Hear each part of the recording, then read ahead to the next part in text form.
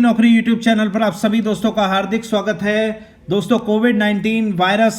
या बीमारी ने देश दुनिया सबको बदल दिया है। कोविड-19 बीमारी ने इस महामारी लगभग 100 वर्षों के बाद ये एक ऐसी महामारी आई है जिसमें कि प्रत्येक व्यक्ति इस दुनिया का परेशान है। दोस्तों, हर व्यक्ति को लग रहा है कहीं मुझे कोरोना वायरस ना हो जाए। तो दोस्तों, कोरोना वायरस को लेकर एक और नई चीज सामने आई है जिसमें कि दुनिया भर के कुछ साइंटिस्टों ने WHO को खुला पत्र लिखा है और उसमें कहा है कि कोरोना वायरस जो है वो हवा में रह सकता है और हवा से व्यक्ति टू व्यक्ति संपर्क में आने पर वो इन्फेक्ट कर सकता है। इसमें WHO के द्वारा जो पहली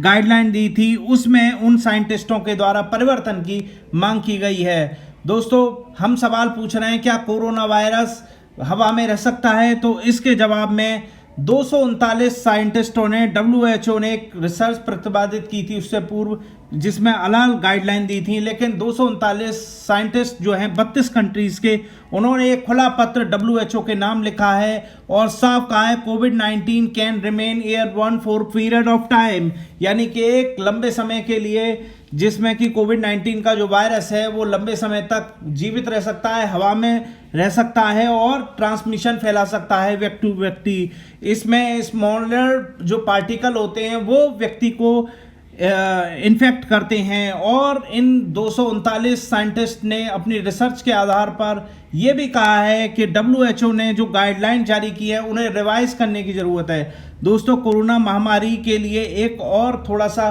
कठिन समय चल रहा है क्योंकि लगातार WHO अपने बयान बदल रहा है और लगातार जो डॉक्टर है जिस तरह से महामारी 1.5 करोड़ के आसपास पहुंच रही है, तो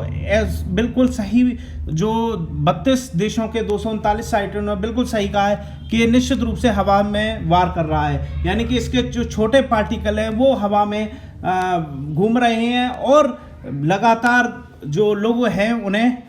इन्फेक्ट कर रहे हैं। दोस्तों, इस पूरे चीज़ों का अगर मतलब निकाल कर देखें तो WHO ने पहले कहा था कि वायरस जो है स्पीच या कफिंग या स्नीचिंग के दौरान 5 से 10 माइक्रोन के होते हैं, माइक्रोन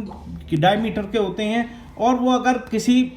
फर्श पर या कहीं भी गिर जाए तो वहाँ से वो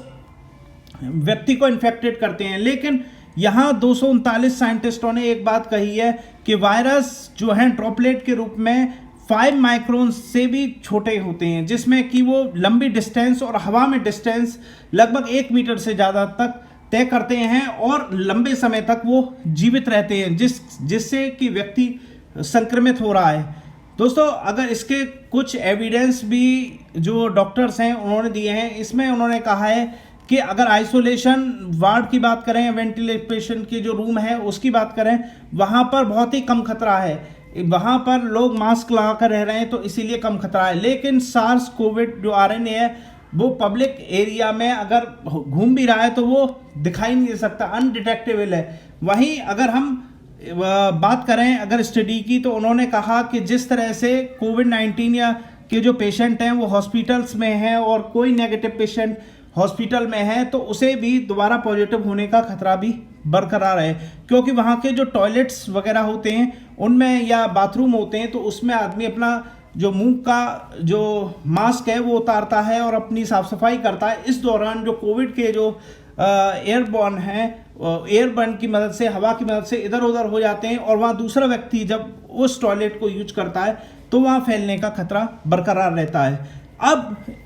वैज्ञानिकों के द्वारा साफ साफ कहा गया है कि बिना मास्क के आप कुछ भी अगर आप कोविड अस्पताल में हैं या बाहर घूम रहे हैं तो बिना मास्क के ना घूमें। और इसमें उन्होंने सलाह दी है कि N95 मास्क जो है अगर वो आप पहनेंगे तो निश्चित रूप से आप प्रिवेंट रहेंगे। अन्य मास्क जो हैं, जिस तरह से हॉस्पिटल में जो भी डॉक्टर्स या नर्सेस काम कर रहे हैं वो N95 का यूज कर रहे हैं। अगर N95 का यूज कर रहे हैं तभी वो बच रहे हैं, और ऐसी दशा में अगर N95 का यूज सामान्य आदमी भी ना करे तो उसमें ट्रांसमिशन का खतरा बरकरार है। तो दोस्तों, एक और चिंताजनक बात देश दुनिया के लिए कि कोविड-19 का जो वायरस है वो हवा में रहता है और हवा से लगातार